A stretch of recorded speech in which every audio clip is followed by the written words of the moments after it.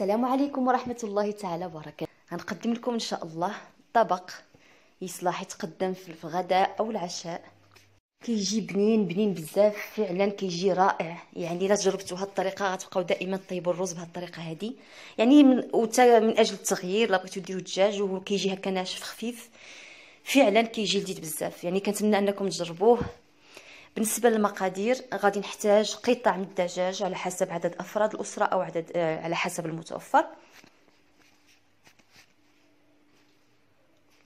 كذلك غادي نحتاج 3 فصوص ديال الثوم كبار.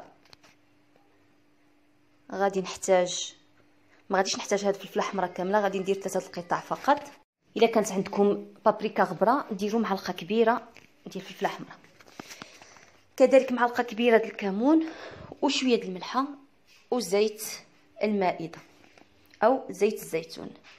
غادي ناخذ العطريه اللي ذكرت وغادي نحك الثومه حتى هي. غادي نخلط مزيان حتى تجانس التوابل ديالي، وغادي نشرمل قطع الدجاج اللي الا كان عندكم الوقت من الاحسن تخليو هاد الدجاج واحد الساعه او ساعه ونص يشرب هاد الشرموله.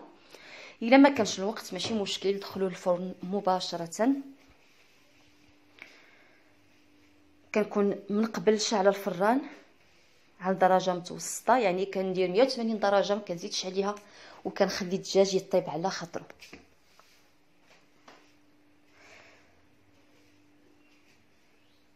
كندخل شرموله مزيان تحت الجلد ديال، يعني الدجاج بعدا خصو ضروري يبقى بالجلد ديالو حيت غادي ندخلو الفرن يعني باش يتحمر.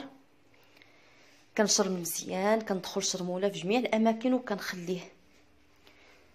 انا ما عنديش الوقت ما غنخليهاش يعني تتشرب شرموله، غادي ندخلو مباشره للفرن. نتوما الا كان عندكم وقت ديروا هاد الطريقه راه كيجي احسن. كاين طريقه اخرى باش طيبوا الدجاج الا كنتم مزروبين مع هاد الارز، يعني تقدروا، حيت انا الارز غادي نديرو في الكوكوط يتفور، تقدروا ديروه من الاول يطيب مع الارز، ولكن هو كيجي مزيان ولكن ماشي بحال في الفرن كيجي احسن. انا الا كنتو بغيتو تجربوا الطريقه ديال هذه دابا نذكرها لكم ان شاء الله. من كنت كنصوب الرز نقول لكم الطريقه باش كنفور الدجاج مع الرز، وعاد من بعد كنحمرو بوحدو في الفرن، وعاد كنديرو فوق الارز في التقديم. ها هو من بعد ما شرملت كلشي. انا نسيت الهريسه ما درتهاش في الاول. الا كنتو كتفضلوا يعني كتبغيو الحرور ديروهم في الاول مع شرموله، ديروا الهريسه. درت انا واحد شويه ديال الزيت العود حاره في الاخير، وغادي نغطيه. غتقدروا واخا ما تغطيوش راه ماشي مشكل، غير هو كيطلب وقت اكثر في الطياب. انا غير باش نزرب درت له هاد الطريقه، غطيته حتى بالبابي الومنيوم من الفوق. يعني كديروا ورق الطبخ ومن بعد البابي الومنيوم كنلويه مزيان وكندخل الفرن. كما قلت لكم ما تخافوش ما غيتحرق ما والو، غير نقصوا ديروا 180 درجه وديروا حراره متوسطه. لا كنفور ديال الغاز ديروا النار من الاسفل من الوسط الا كان ممكن والاسفل حتى كيطيب. عاد كنحمروا. من بعد ما دازت واحد نصف ساعه جبدت الدجاج. هاد الطريقه هذه يعني ضروري هاد المرحله. كتجيب الدجاج ألد. كناخذ هذيك لاصوص اللي خرجت من الدجاج وكنبقى نسقي الدجاج عاوتاني، كنبقى نخويهم فوق الدجاج.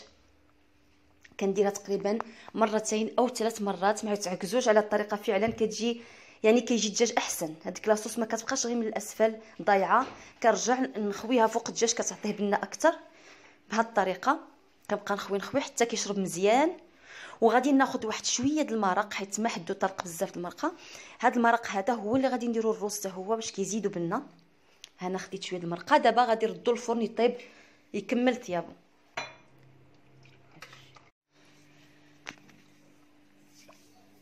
من بعد غادي نمشي باش نوجد الارز والمقادير ديالو. بالنسبه للارز كنحتاج تقريبا يعني على حسب عدد افراد الاسره.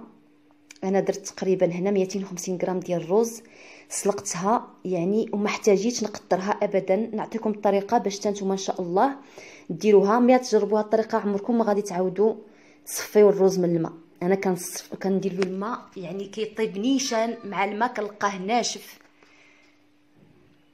نحتاج كذلك خضر مسلوقه، حبه بطاطس وحده وحبه جزر مسلوقين مقطعين بهذه الطريقه، مسلوقين في ماء مملح.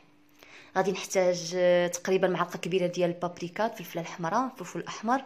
غنحتاج 2 فصوص ديال الثوم كبار، 3 المعالق كبار او 4 ديال القزبر ومعدنوس مفرومين، كذلك ملعقه صغيره ديال الكمون، الملح، هذاك المرق ديال الدجاج اللي خديت من قبل، وصوص حاره او هريسه على حسب الذوق.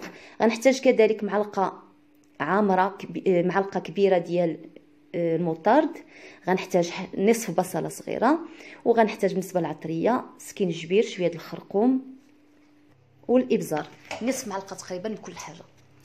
اول حاجه غادي ناخذ الرز وناخذ يعني جميع المقادير غنخلطها دقه واحده باش نشرمل الرز. بالنسبه للرز نقول لكم الطريقه. كناخذ الرز اللي عندي كنديرو في كاسرونه، بعد ما كنشلو ونعاود 2 مرات كنديرو في كاسرونه، وكناخذ كندير يعني قدود الماء، قد الرز قد الماء. كيبان لك ملي كتعمري الماء كيبان لك ان يعني السمك ديال الماء هو السمك ديال الرز، قد وكندير شويه د الملحه، وكنقص النار حتى للتالي، يعني البوطه بحره باش كدمع، وكنغطيها. ضروري تغطيو الكاسرونه بشي حاجه وغتنساوها، يعني ما تخافوش ما غتحرق، سورتو الا كانت من الاحسن يعني تكون الكاسرونه ما كتلصقش، من الاحسن. وغتنقصوا النار حتى للتالي، ولا كنت عندكم الكاسرونه كتلصق من الاحسن طلعوا عليها مره غير قلبوها بواحد شويه بواحد المعلقه من الجناب. الا لقيتوها لاصقه من الاحسن تضيفوا الماء. انا بالنسبه لي كندير هذه الكاسرونه ما كتلصقش، كنساها يعني كدوز قسمين او 4 ساعات، كنحل كنلقى الرز طاب الماء ما كاينش. يعني الا تبعتوا هذه الطريقه ما غتحتاجوش كاع تصفيو الرز، وخصوصا ان الرز فيه بزاف الفوائد وكيمشي هذاك الماء د الرز كله كيتخوى. من الاحسن يعني خليو الرز يشرب الماء ديالو وما تضيعوش في هذاك الماء لانه مفيد جدا. بالنسبه للمقادير كما كتشوفوا درت المقادير كلها، وحكيت هذيك نصف بصله غير صغيره حكيت نصها. غادي نضيف التوابل وغنخلط جيدا حتى تتجانس، يعني الرز يشرب مزيان هذيك الشرموله. وما تنساوش المرق ديال الدجاج راه عنده دور كبير كيلذذ مزيان هذا الرز. الا كنتو غتفوروا اللحم مع الرز ديروا اللحم من الاسفل والرز من الفوق، ولكن الرز ما خصوش يكون طايب بزاف، يعني غادي ديروه غير نص سلقه ديال الرز بحرا باش يبدا يرطاب. عاد شرملوه وديروه يتفور مع الدجاج.